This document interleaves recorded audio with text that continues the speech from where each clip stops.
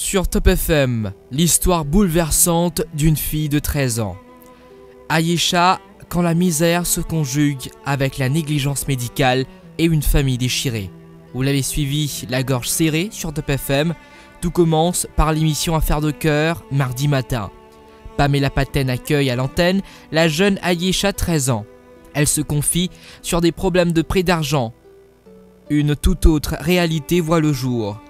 L'équipe de Top FM n'est pas restée insensible à la situation de cette famille, tout comme plusieurs auditeurs qui se sont portés volontaires afin de les aider.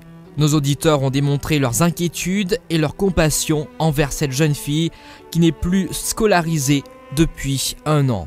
Moi, j'ai 13 ans, moi, arrête l'école parce que mon maman est malade. Moi, mon maman pas trouvé. Depuis 4 ans, maman pas trouvé comme ça. Moi, j'ai un petit frère 4 ans. Oui, moi, mon petit frère, mais c'était mon chagrin. Moi, équipe mon maman, moi, équipe mon frère, mais mon chagrin parfois. Moi, non, moi, pas malade, moi, pas eu au penchant. Mais bon, bénédiction, mon maman, mon papa. Mais mon chagrin, mon maman, parce que mon maman, bien que moi, depuis petit, mais moi, c'était mon bizarre parce que mon chagrin, mon maman, pas trop, Cette adolescente dévastée devait faire mention à l'antenne le souci de santé que fait face sa mère, âgée de 37 ans. Cette dernière est devenue aveugle depuis maintenant 4 ans suite à un incident. Tout débute lorsque son bébé cogne accidentellement ses yeux. Nazmine se retrouve avec les yeux rouges. Paniquée, elle se rend immédiatement en compagnie de son époux à l'hôpital de Moka. Sur place, le médecin en charge ne porte pas vraiment attention à elle. Tout en étant accroché à son cellulaire, il lui prescrit des gouttes pour l'attention. Le soir venu, Nazmine utilise les gouttes prescrites. Toutefois, le lendemain, c'est l'horreur. Elle se réveille avec les yeux en sang et ne voit plus rien. Elle vit depuis 4 ans avec les yeux dilatés. Elle nous livre cette choquante histoire de négligence médicale alléguée. Maman m'appelle Madame Nazmine Augustin. J'ai 37 ans. Mon problème, c'est que je suis bien. Jusqu'à mon garçon, un accident qui est arrivé. Sur la tête, une table de modigé. Modigé, tu viens bien rose. Alors, je ne peux pas laisser médecin en dehors, mon almoka. Le mon almoka là-bas, le docteur guette-moi. Il quitte-moi, il y a le service au portable. Il revient 4 coups comme ça. Moi-même, je ne sais pas qu'il moque, il aura papier là. Il dit, moi, je prends médecine. Le moi, je prends médecine. À soir, je viens dans la case, je mets goutte là. Le grand matin, je me lève, je ne trouve pas non. Non, je ne pas trouvé. Je dis, mon Michel, je gagne beaucoup de lait à la tête. Mon Michel commence à saigner. Mon Michel retourne dans le moka. Là, mon al moka, je prends goutte là, mon allé. Mon Michel amène moi, je dis, ma goutte là pas sortir ici. Je dis, goutte là sortir ici, je ne pas faire docteur en dehors. Je n'ai insulté moi, je dis, je suis folle. Pour ça, mon médecin, donc, la police. Frustrée, la mère songe même au suicide. Toutefois, elle s'inquiète pour ses 2 enfants de 4 et 13 ans. Elle ne jette pas les armes et se dit être forte grâce à ses enfants. Maman, tous les jours, je pleurais. Tous les jours, jusqu'à ma tête, je pleure beaucoup. Je ne pas trop figurer mes enfants. Parfois, je suis désolée, je me décidé moi-même. Je suis de ma maman. Là, moi, je réfléchis. Si moi-même, je peux aller avec des enfants, là, qui peut faire? Si là, si aujourd'hui, la famille ne prend compte, mais comme je peux plus encore. Une équipe de Top FM a été immédiatement dépêchée à Plaine Verte, touchée par le témoignage poignant d'Ayesha. Nous nous sommes intéressés de comprendre les raisons derrière la non-scolarisation de cette jeune fille et sur place, nous faisons une incroyable découverte. Grande fut notre surprise de constater que la petite Ayesha et sa famille vit en calvaire inimaginable au quotidien. On retrouve une petite maison en tôle avec des trous dans la toiture et la salle de bain et les toilettes se situent à l'extérieur. L'environnement autour laisse à désirer. De plus, souvent cette famille dort les ventres vides à cause de manque de finances. Selon Nazmine, ils consomment souvent du pain et du beurre ou des fois du pain avec du sucre et au pire des cas, du pain fricassé avec des oignons, ce qui constitue un petit luxe pour eux. Son époux, âgé de 61 ans, étant pensionnaire, obtient que 5000 roupies. Il essaye bec et ongle de survivre avec les petits boulots qui ne rapportent pas toujours. 4 ans, beaucoup de ça, dans la case. Un pension, pas gagné. Un aide, pas gagné, non, non. On fait application non, mon fini fait tout mon démarche, je ne rase pas carte rendez-vous, je ne déchiré, je dis maman tout dans la mais bon, j'ai pas pour faire non. Qui je dis là que me dit qui pas pour faire non. Mon père malade qui mes enfants qui aujourd'hui qui faisait équipe moi. Moi n'a des, moi un petit fille 13 ans, moi un garçon 4 ans qui me fini arrête l'école à cause moi. Moi fille ben moi de maman manger, ben moi la tête faire mon piquer à diabète quand ma tête tantôt, il fait tout pour moi. Figure mes enfants m'ont pas trouvé jusqu'à aujourd'hui. Une fête, je ne pas connais. Une promenade, je ne pas connais. Je reste là même dans la case. Une personne, une famille, pas de ma pas non. Si je me suis mon Michel fait, ici, il a 61 ans, il est en pension.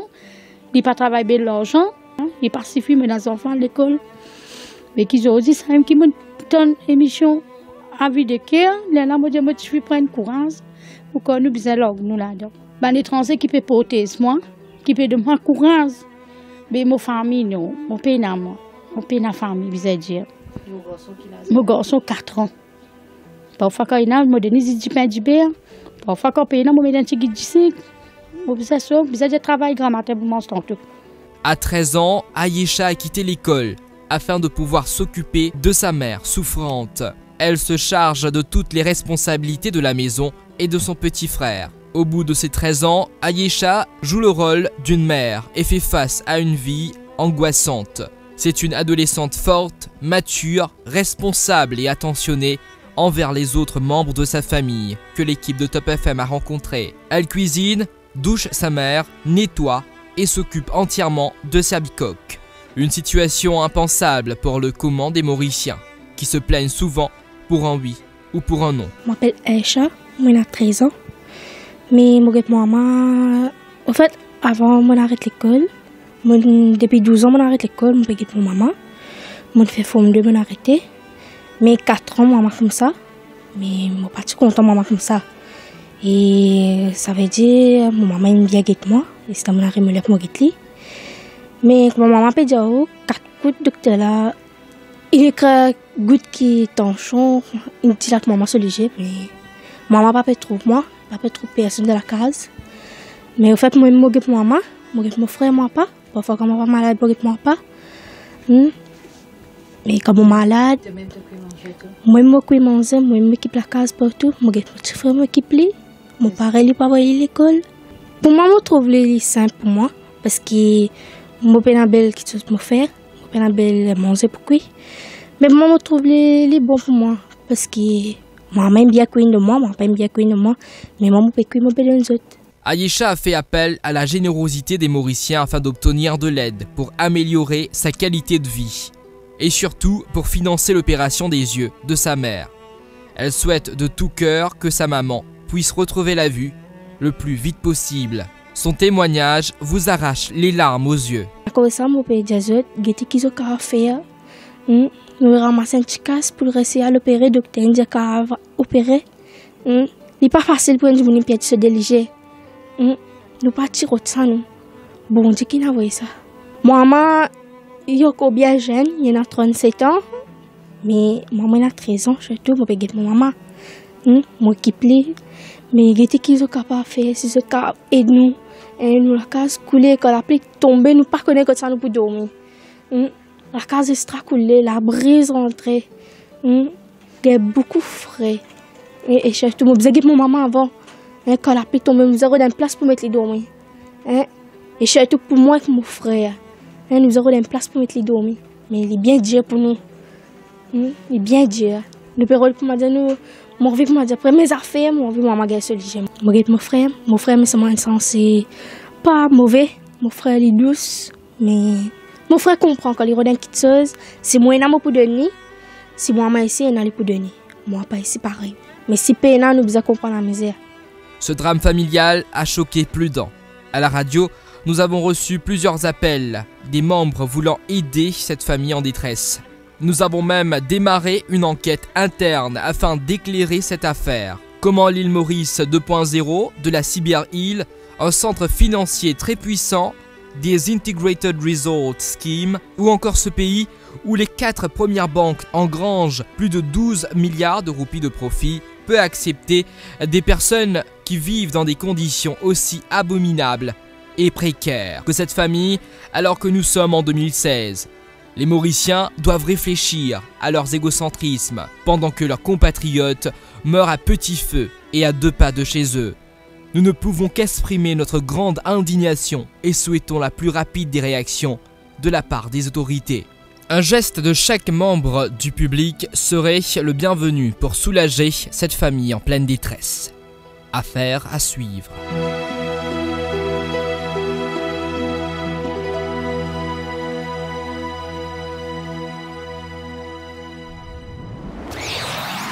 Top TV, news as it happens.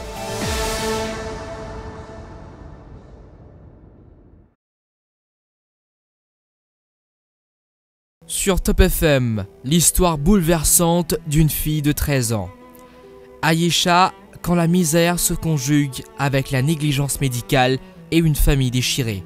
Vous l'avez suivi, la gorge serrée sur Top FM. Tout commence par l'émission Affaires de cœur, mardi matin. Pamela Paten accueille à l'antenne la jeune Aïcha, 13 ans.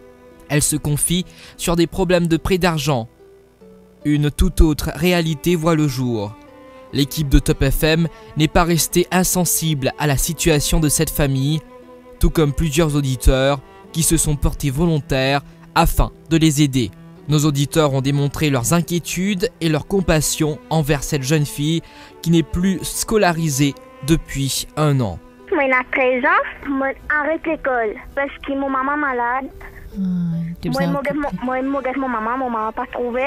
Depuis 4 ans, maman n'a pas trouvé comme ça. Moi, j'ai un petit frère 4 ans. Oui, moi, mon petit frère, mais c'était mon chagrin. Moi, équipe mon maman, équipe mon frère, mais mon chagrin parfois. Moi, non, moi, pas malade, moi, pas eu le penchant. Mais bon, bénédiction, mon maman, mon papa. Mais mon chagrin, mon maman. Parce que mon maman bien guette moi depuis petit, mais moi, c'était mon bizarre guette parce que mon maman pas trop.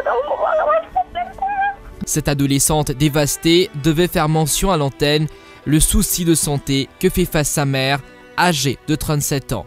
Cette dernière est devenue aveugle depuis maintenant 4 ans suite à un incident. Tout débute lorsque son bébé cogne accidentellement ses yeux. Nazmine se retrouve pleurer tous les jours jusqu'à ma tête, on pleure beaucoup. Je ne pas trop figurer mes enfants.